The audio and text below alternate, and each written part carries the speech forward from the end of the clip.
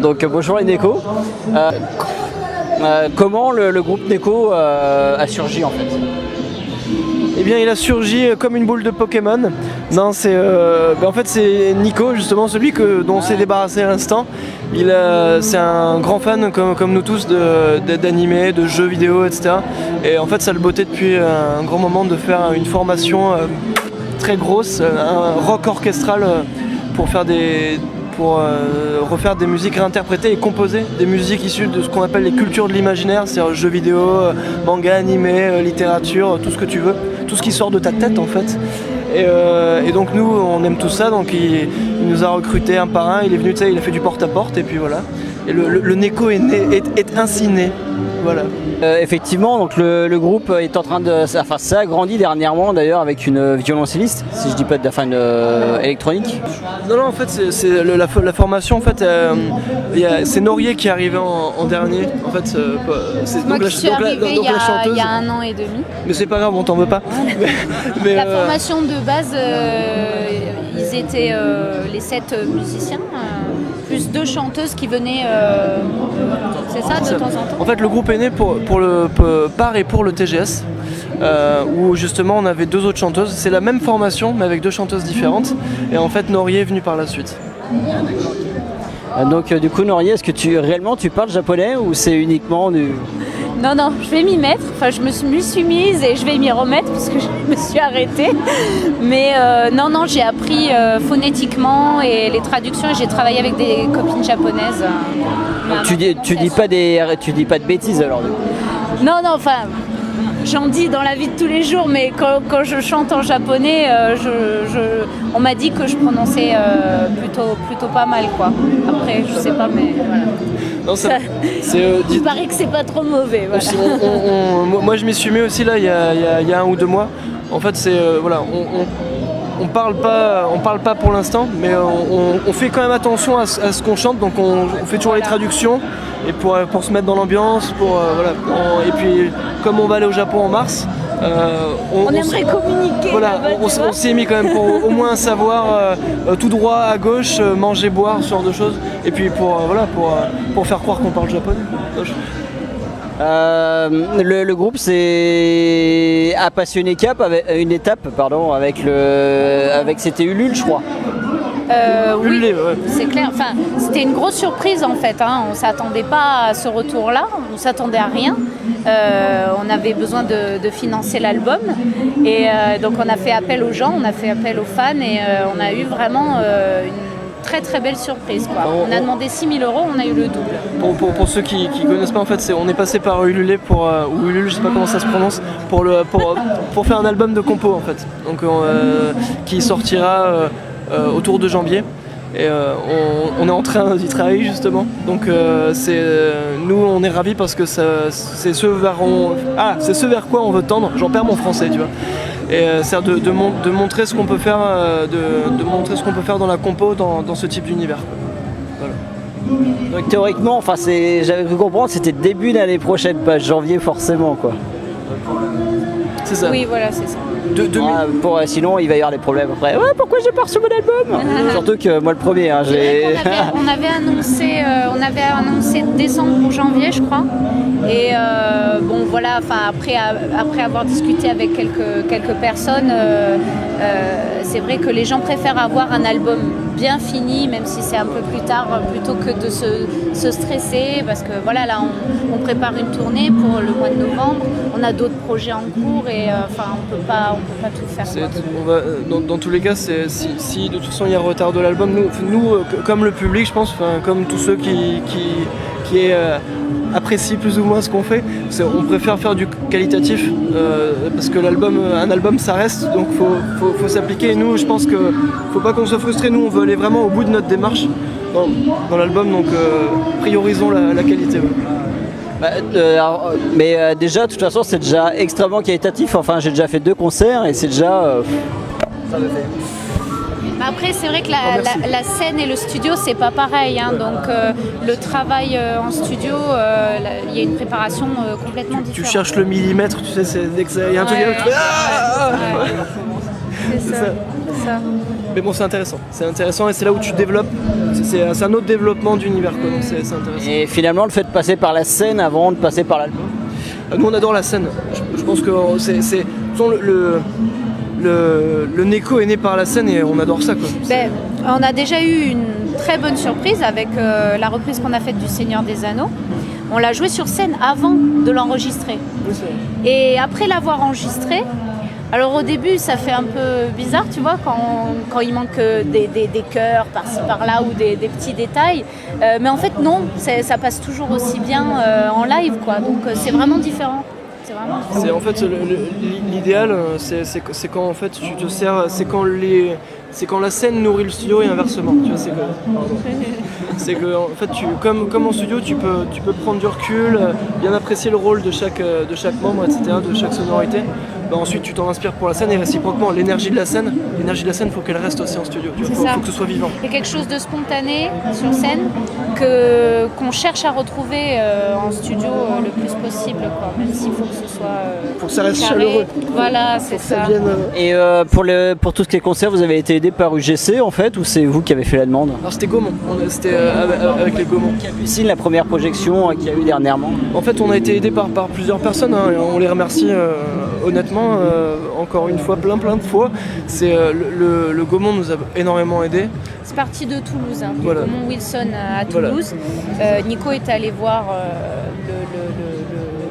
Le gérant du Gaumont Wilson, en voilà, fait, de Vincent. qui a aimé le projet et qui en a parlé autour de lui. C'est grâce à lui, ouais, que ça. Ensuite, il y a eu les Kinépolis aussi qu'on a rencontrés par la suite. Enfin, il y a un réseau de personnes passionnées qu'on a pu rencontrer et qui nous ont vraiment épaulés comme il faut et soutenus dans le projet. Et ça fait très plaisir. Parce que sans ça, voilà, le projet, il n'aurait pas tourné comme ça. Et à ton avis, est-ce que ça a comblé une demande? Mais combler une demande, c'est un grand mot. Je pense que on a fait une mini tournée de 4 dates, etc. Enfin, de 4 ou 5 dates. Plus on a refait à Toulouse. Disons que on a vu que les gens étaient présents, vu que les salles étaient remplies, si tu veux. Donc on voit que ça plaît. Comment je parle beaucoup, je sais. Ah oui, non, mais vas-y. Tu veux y aller? Non. La pauvre, elle peut pas en placer. Non, pas du tout. Cher public, je m'excuse. Je prends le monopole, c'est ainsi. Tu veux parler? Et quand elle rigole, vaut mieux pas continuer. Vas-y. Tu me dis de le faire plus fort, je le fais plus fort. Et le faire moins fort, je fais moins fort. Enfin bon. Non mais, tiens, je te redonne le micro. Non mais, là c'est parti. Ouais, mais c'est le moment de lui poser une question, je pense, non? Ça, ouais, vas-y.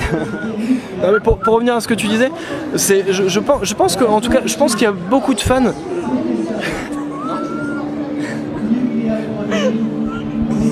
Tu vois, on aurait dû le faire plus fort, hein. Voilà. Non mais pour juste revenir à peu près sérieusement sur ce que tu disais, justement c'est qu'on sait pas en fait toute la demande qu'il y a par rapport à ce sujet-là, mais je pense qu'il y a une communauté qui comme nous adore toutes ces cultures imaginaires, et je pense qu'il y a beaucoup de choses à faire artistiquement, pas que dans la musique, visuellement, il y a plein de choses superbes à développer dans cet univers. C'est pour ça qu'on l'a fait pour Miyazaki, parce qu'on admire Miyazaki et Joe Hisaishi et tous les univers qu'il y a autour. Pareil pour plusieurs univers qu'on va essayer de développer et qu'on développe dans l'album. Enfin, il y a plein de trucs à faire. Et si les gens ils aiment, et bah tant mieux. Parce que nous ça nous fait plaisir quand vous êtes là et on est bien soutenus. Donc on verra si ça tient. On espère que les gens aimeront et qu'il y aura plein de choses qui se développeront, quoi. Ce qu'on a vu en tout cas avec ce projet-là, les concerts autour des univers de Miyazaki, c'est que ça attire un public de passionnés. Donc ça nous plaît parce que à la base c'est ça. On a monté ce concert par passion. Et un bon feeling. Le premier film de Miyazaki que vous avez vu? C'était Princesse Mononoke, je crois. Princesse Mononoke, quand je devais avoir 12 ans. Et c'est ça qui m'a... Tu vois, j'avais fait, quand j'étais jeune, les mangas, j'avais fait DBZ, j'étais fan de DBZ. Pokémon, j'avais accroché, sans plus. Et ensuite j'avais arrêté, et j'ai vu Mononoke, je me souviens, sur Canal+, un dimanche tout seul dans mon canapé, et paf, j'ai pris une claque. Je crois que c'était ça aussi.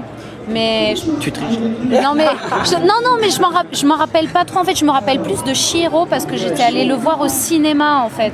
Mais il me semble que j'avais vu Mononoke avant, mais qui m'avait pas. Enfin, j'étais trop petite, tu vois, tout simplement.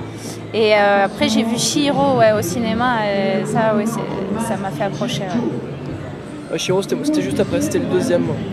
J'ai fait Mononoke Chihiro, et Chihiro, j'ai fait bon, bah décidément, lui, il est pas mauvais, quoi. C'est ça. Ouais. Ah non, là, tu pars. Chihiro, il est foisonnant, quoi. C'est le plus. Chihiro, t'es un peu dans un grand 8, quoi. Enfin, t'es Aqualand, mais puissance 1000, quoi. J'adore. Ouais. J'adore le truc. Puis ça touche. Il fait ça, mais en touchant des sentiments universels et populaires, donc que tout le monde peut se retrouver dedans, quoi. Et donc du coup, si vous partez au Japon, vous allez du côté de Tokyo principalement pour aller au musée? Ah oui, on va y aller. On va y aller. Je sais, il paraît qu'il faut réserver ses places, donc faut réserver ses places avant. Mais on va le faire. Hein. Bon, c'est tout petit par contre, mais c'est super. Ouais, on a eu que des bons retours. On connaît 2-3 personnes, des amis Pixel BBQ de Belgique qu'on remercie aussi parce qu'ils sont très gentils, ils nous ont beaucoup aidés, ils nous aident toujours beaucoup. Et ils sont allés, ils sont très bons. Dis des choses sur les Pixel BBQ. Ah, j'adore les Pixel barbecue, je suis fan. Voilà. On s'embrasse. On embrasse la Belgique qui nous regarde. Donc finalement, en fait, déjà ça touche tout un public francophone, bien que ce soit pas français, c'est en japonais. Mais à ton avis, ça va s'étendre encore? Mais je pense que de manière générale, tu vois, tout cet univers de convention, d'univers imaginaire japonais, toute cette culture japonaise, artistique ou même culture de base, quoi. Je pense que c'est le début encore. Je pense que ça plaît à beaucoup de gens et c'est que le début en France. Ça va se développer. C'est vrai que ça peut grandir encore. Après, la France est quand même le deuxième pays du monde le plus lecteur de manga, après le Japon.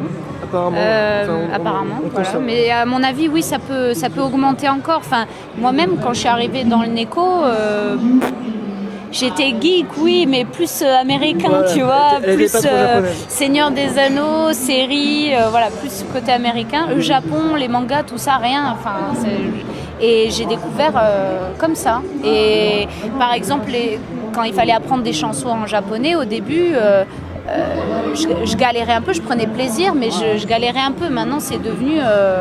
c'est au-delà du plaisir, quoi. Je suis vraiment plongée dans le truc, quoi. Bah, c'est vrai que ça se sent un peu... Enfin, nous, quand on t'écoute, personnellement, on prend une grosse claque, nous aussi. Dans le genre, elle est pas mal. Ah ouais, elle assure. Dans le genre, c'est pas mal non plus. Non, mais si tu veux, comme je dis, là où je dis il y a beaucoup de choses à faire, c'est en plus là où on s'inspire beaucoup de la culture artistique japonaise et là où on adore ça, c'est que y a pas trop de limites en fait. Tu vois, c'est les Japonais là où je les trouve très bons, c'est que c'est des grands 8, tu vois, c'est dans les mangas, dans les animés, dans la musique, t'as l'impression qu'ils prennent beaucoup de choses issues de plusieurs univers et qu'ils les mixent ensemble. Et en plus, tu t'ennuies jamais, tu vois, ça pète en permanence, tu vois, de bon, de mauvais, de glauque, de pas glauque, de rigolo, d'amour, de rage, tu vois, et ça on adore. Ils ont un don vraiment pour traiter les sentiments humains. Et moi c'est ça que je retrouve dans la langue, que je comprenais pas au début. Je connaissais ni le Japon, ni le japonais, ni la culture, ni rien, et j'étais un peu hermétique au truc. Et petit à petit, en apprenant à le prononcer, à le chanter, en voyant les traductions, etc., c'est vraiment une langue à part, quoi, qui parle d'elle-même, quoi, même sans traduire. Même tu vois, au-delà de la langue, et de la culture, qui pour moi se voit dans les mangas ou dans tout ce qu'ils font, c'est l'aspect un peu anachronique, c'est que tu vois, ils font pour moi un mélange fin de traditionnel et de moderne. Tu vois, et ça c'est un truc moi qui me donne des frissons, tu vois, c'est que tu vois je sais pas, t'as une sorte, toi, d'esprit ancien, tu vois, de respect de ce qui est ancien, et à la fois dans tout ce monde moderne. Par exemple, je sais pas, t'as un manga qui m'a marqué à ce niveau-là, c'était Samouraï Champloo, avec des anachronismes fous. T'es dans un temps samouraï super esthétique et à la fois complètement délirant, ouais. Et t'as un gars qui prend un micro, tu sais pas d'où il sort, et puis il te balance un rap dessus, tu vois, moi j'adore. Tu vois, C'est parce que justement c'est là où là où il n'y a pas de limite. C'est que tu prends ce que tu veux, tu mélanges, et tant que c'est fait avec goût, t'es sur les fesses quoi, parce que c'est original. Et c'est pour ça qu'il y a beaucoup de choses, beaucoup de projets à faire, c'est ce qu'on essaie de développer avec le Neko quoi. Je te laisse la parole. En tout cas, un grand merci pour cette interview, un grand merci pour le futur concert qu'il va y avoir tout à l'heure. Et puis continuez à nous suivre sur Hype Media. Merci beaucoup. Merci à vous, merci à toi.